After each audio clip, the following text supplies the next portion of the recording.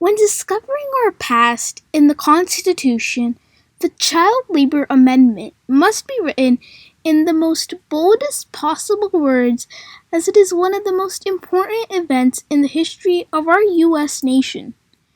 And it also impacted the lives of many, many people. Some of our biggest problems in this country happened during the 1900s. During this time period, Americans were optimistic. This was a time for prosperity and free time. Employing children had just started, and business was booming. Families with small children working complex machinery and in mines, along with other dangerous jobs with low wages, was common. Many children had died in this period, and even more were left permanently injured. Families had read the papers and seen the death tolls, but they had no option. It was to either die of hunger or send kids to a dangerous place they called work. Once a child turned an age, he or she would start earning. Some families did not care, and others fighted back, like Louis Hahn, a photographer who took pictures of kids working hard in factories. But he was quickly bribed by factory workers to be quiet. He did not take these bribes, and this helped cast a ripple in the big sea that grew slowly and surely, until news reached the big man's desk, and was determined to end child labor for good. But unlike other committees, in 1904, the Child Labor National Committee was created. This committee actually went pretty successfully until it fell. Think of it like a match. When you light a match, the fire lights the candle, and then the match burns out. Think of the fire as the committee and the candle as Senator Albert Beveridge. In 1906, the Senator Albert Beveridge introduced the first bill to regulate child labor. This was disagreed by some states, but agreed by the vast majority. But in the end, this bill remained a bill and never became a law. But Congress wasn't done there. Plenty of work was left to do. A few years passed, and the law still had a pin in it. Until one day, Congress proposed the idea again, but this time as an amendment to the Constitution.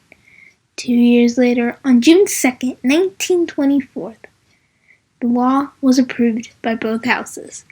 But before we get into action, let's see how an amendment actually works. First, it needs to become a bill. Then the bill gets ratified or approved by both of the two houses and the President of the United States of America. Finally, the amendment is ratified by the states, then is an official amendment. The process seems simple, but it can take one amendment a few years to complete. You need 36 ratified states to finally make it approved. The Child Labor Amendment only had 18 ratified states. Ratification is the act of signing or giving formal consent to a treaty, contract, or agreement to make it officially valid. But when you go back in time to 1925, only 6 states ratified the amendment. The debate caused concerns on if the federal government's power was way too much compared to the local government and the families of many, many kids. People around the nation argued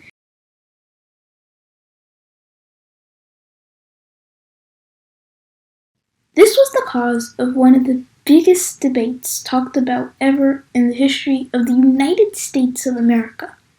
The two sides depended of the country and the people. Most of the people denied this because it was another source of income for them, and during these times, income as little as a penny was important. But at these dangerous job sites, machines spinning, axe being thrown, and crops being picked, many children had passed away. On the 24th day of the second month of the year 1925, in the great state of New York, the famous court case Louis Hahn versus the New York Mining Company pulled out. Mr. Lewis Hine mentioned that keeping kids in this sort of way was very unconstitutional. But the mining company knew what they were doing and claimed that everything in their profession was constitutional. This made Hine and the House of Representatives of the United States of America pretty sad and mad. They said that this can be illegal and probably will be, and this is what sparked thought of making the child labor amendment even possible. After a few years, Congress proposed the child labor amendment and was approved by the President of the United States of America. All that was left was the biggest part that was left, asking for ratification by the United States of America's great states. Now came the hard part. Will they receive the ratification needed from the states? Well, that answer has a long way to go. Many people think something along the lines of slavery had to go line in line or hand in hand with this amendment. And I agree with them 100%. But then came the debate. Instead, the national debate lasted about a few years, a little bit plus minus. But it was never like a gather round, sit down thing. It was just a calm and brief talk about it. But since ratification was not received, the amendment remained a failure. But when you wonder, there is not much of child labor happening today in our United States of America. But when you look back in time, another law must have passed, and that was the FLSA Act, also known as the Fair Labor Standards Act. It was stopping all child labor to happen inside the United States. But in African countries where labor involving children is still legal, a lot of child labor is being put into that place.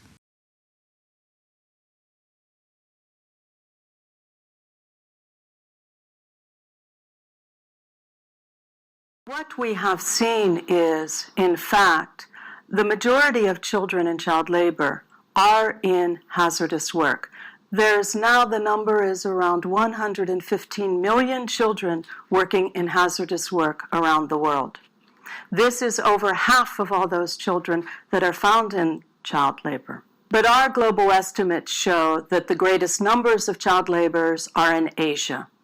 However, the greatest incidence, the greatest percentage of children working in child labor, vis-a-vis those who aren't, is in sub-Saharan Africa. The greatest progress that has been made in eliminating child labor has been in Latin America. Why the focus on hazardous work this year? It's because that we found that this tends to be an ignored area in regard to policies and action. And there are such large numbers of children working in hazardous work. So we produced this report to provide some clarity and some understanding. What are we talking about when we speak of children in hazardous work? The report sets out a number of sectors. So, for example, we know that there are many children working in areas such as crop agriculture, fishing, construction, quarrying, manufacturing.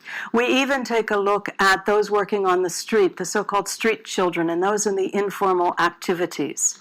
And we specify those different risks associated with those activities and the health consequences.